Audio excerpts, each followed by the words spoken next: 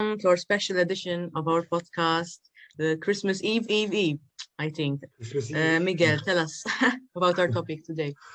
So we shall be discussing um, uh, how can Gen Z fix the media problems left by the previous generations, and we shall be discussing this topic quite in detail, I think. And I think I'm not sure we will be getting concrete conclusions.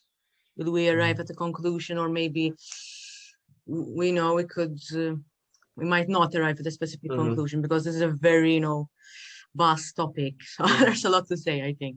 By the way, so my name is Nadine. And So Miguel, I think it's here, or is it here? Yes. Here? Yes. Here. All right, it's here. I'm Miguel. Here. Because on my screen it's here. And so on. Okay. Anyway. So when we say fix, that's an interesting sort of word to use. What are we fixing, right? What are the problems? So let's expand on these issues. Nadine, what do you see wrong with the current media problems? Let's call it that, media problems. What do you see that needs fixing?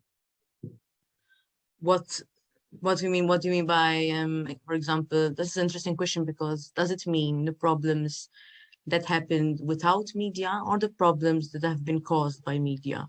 Because are we fixing these problems through media? This raises more questions. I think the problem lies here to actually see where the problem lies. For instance, is it the problem of the media? Is the media causing the problems? Or on the other hand, are we causing the problems through the media? Because I think that because there is as much good as there is bad in the media. I mean, journalism, for instance, has spiked. People can read more articles now rather than have to buy newspapers. I mean, the medium has changed, but I think the information has still kept its source, kept its power source. I mean, in the end, it's always us, right? Like the way we communicate changes, but who's the persons that are communicating? It's us, it's humans. So I think the problems that existed were created by sort of the journalists themselves, or by the humans, because we're fallible, right? So I don't think that's changed. It's still us that's creating the problem, because the media is, which is like, the media is vast. There's so many types of media.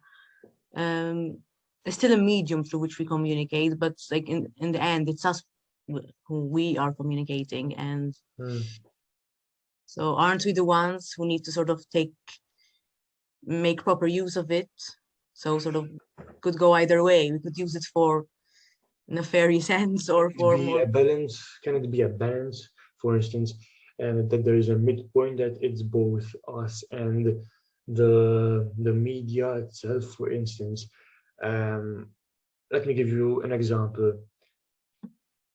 A few years ago, I was addicted to playing video games, on my PlayStation 4. I mean, it's a phase that one goes through, I think, where you just can't lift your eyes from the source, from the television, where I think it can be contrasted neatly with today's mobiles. We can't lift our eyes away from the screen. And I would ask, is it the problem of the user, or is it a problem which comes from within the medium? It can be anything, I think. Dopamine caused by likes, by anything, by notifications. Games definitely, I think I've read about, definitely games definitely make it easier for you to get addicted with the different levels. They want you to buy. Sorry. It's all about dopamine ultimately. Exactly. Yes. Exactly. They want to increase our dopamine, so we keep coming back to that. So that's what keeps us addicted to them. Who is causing the problem? Is it us, because we constantly go back to the source? I mean, the medium, it can be the television, it can be anything ultimately. Again, the medium has changed throughout the years. Now we're facing our phones. Therefore, this is the current issue. The problem lies here now, um, because I believe that it hasn't always been that way. Before, what can we say about maybe 50 years ago? What was the problem? In terms of addictions, I mean, I think Yeah. people still found ways to get addicted to maybe. There were definitely they had definitely more time to go outside though. I think they to find time to I've meet never people heard in of. real life as well. That's something which we're sort of meeting people more virtually. There's Uh-huh. also this idea of the metaverse now that there's even more What it is, yeah. time inside. You're not actually seeing those people, even though you're kind of talking to them. I think I've never heard of someone being addicted to newspapers. So I think I think it's a current problem.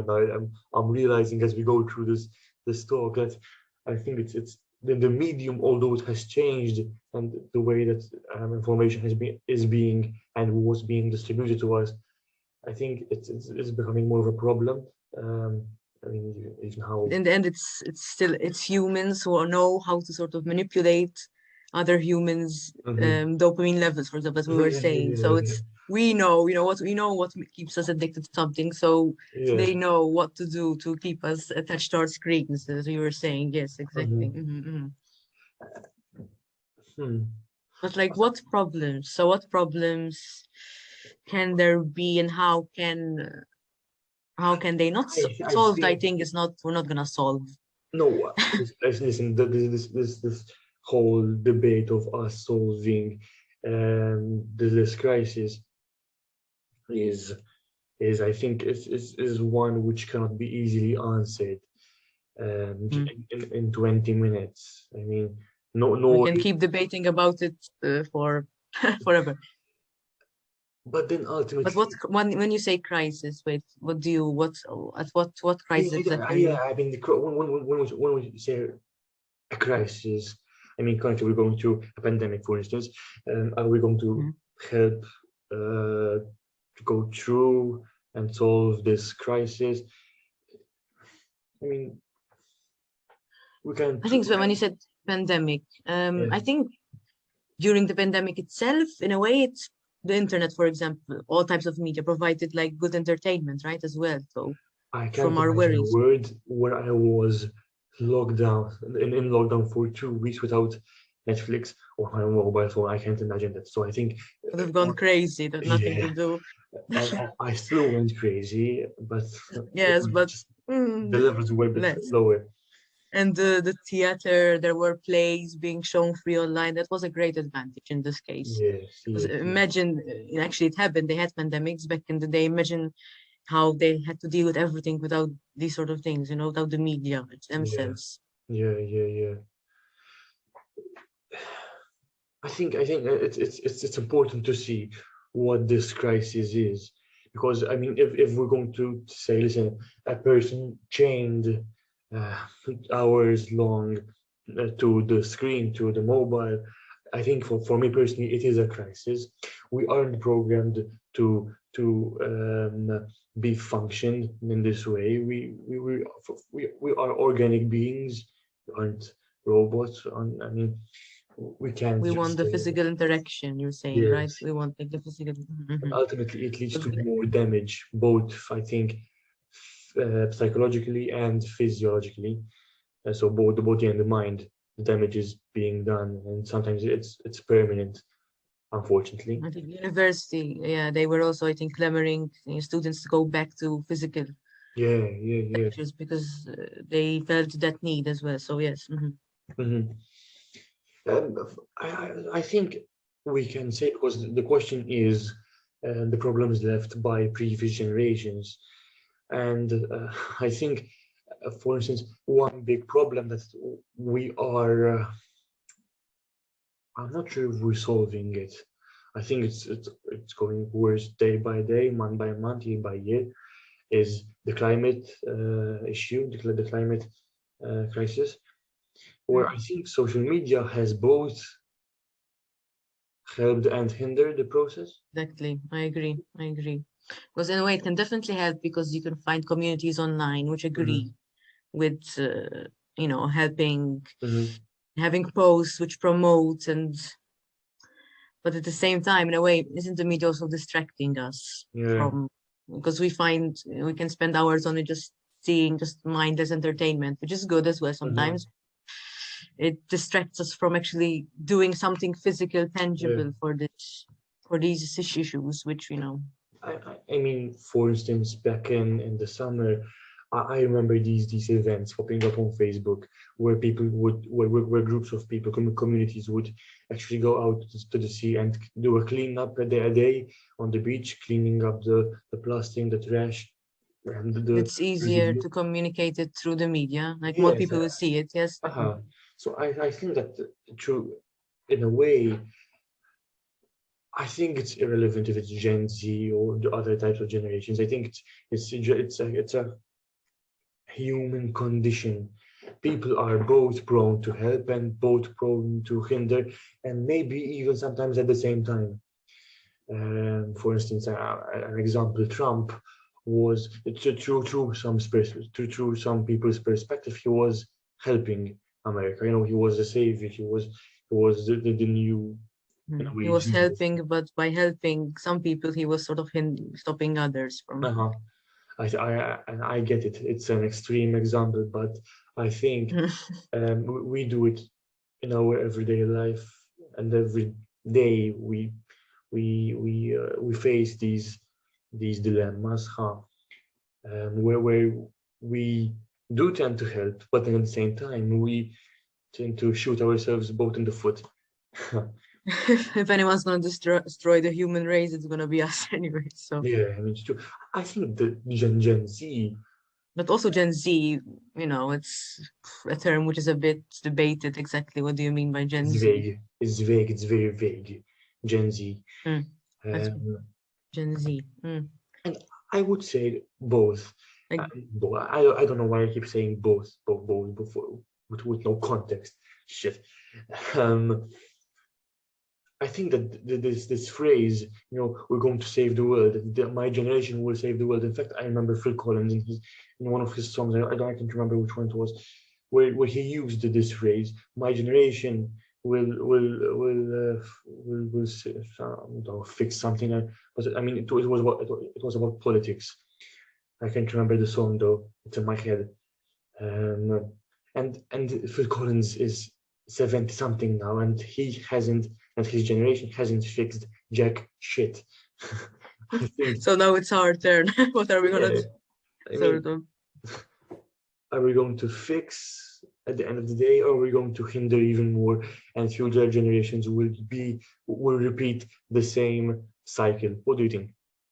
I mean, we're always repeating the same cycles as well. I think it's always going to be hope. At least the best we can do is, try to better a bit something, Also as well, this whole, like, as what we're saying, the Gen Z, what has it done? This label, it caused more anger between these groups, the millennials, Gen Z. They all want to be the best. They all want to, on social media itself, you can see all these memes as well, all these posts about, this down between them.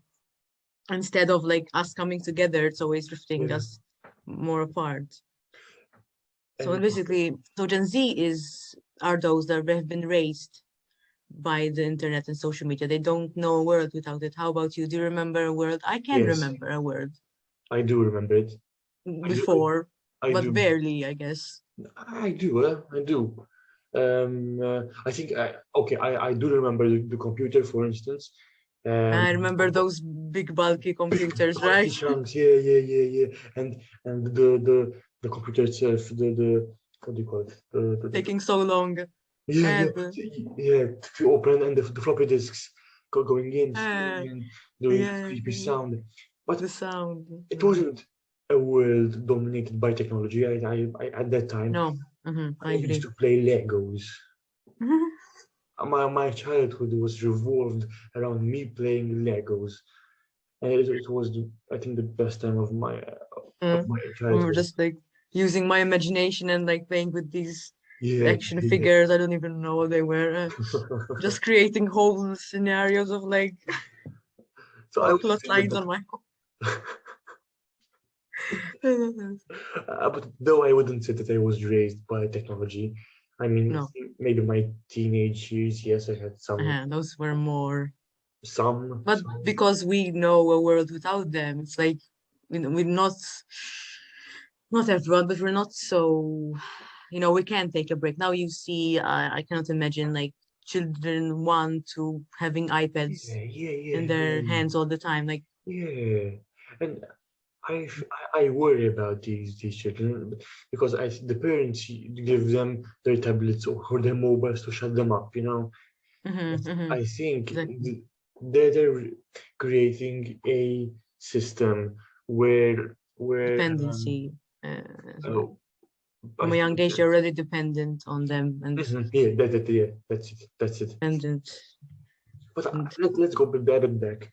When you, because I think you mentioned something very, very important. When you think of Gen Z, what comes to mind? Because if let's take the statement that we first put out in the beginning, the question that we're going to fix, which I don't believe. I think some individuals will rise up to take the opportunity, but it's not going to be a Gen Z. It's going to be the individuals who will try to take the initiative, like Greta Thunberg, for instance, mhm. and others, and many others like her. The Um, end has she managed to I think this is always what happens as well by social media. It's fast. It moves on quickly. mhm, So I remember a time where Greta Thunberg, was all everybody could talk about, all the social yeah, media, yeah, us at university, whatever. And now it's sort of, die have down. you hear? Yeah.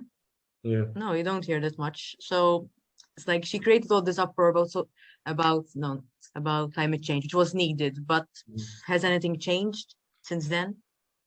I think rather than change, the awareness has been put on the Awareness. table. You know, I think it's important for the first step to be awareness in this whole issue.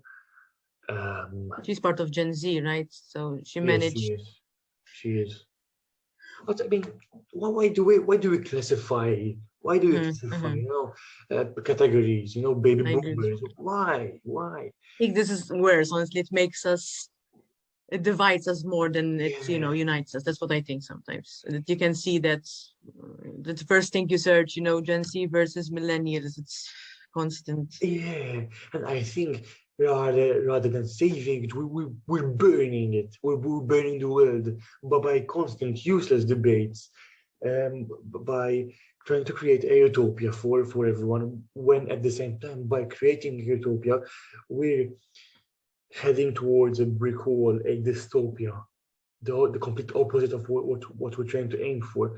That when we're trying to create equality for everyone, we're creating a system where we categorize and separate everyone into categories. Some people will like inevitably not have that equality. They will sort of fall down.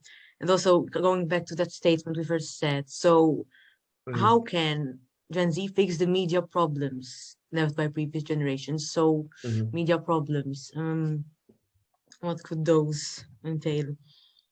I think media, for instance, is very broad. We were speaking about this before the podcast. The term media is very broad. You can't say, listen, what is media? Okay, I mean, the definition itself is broad in itself. So, what is Exactly. media? Because I think a mobile and the television is both a media. But what is the link between them?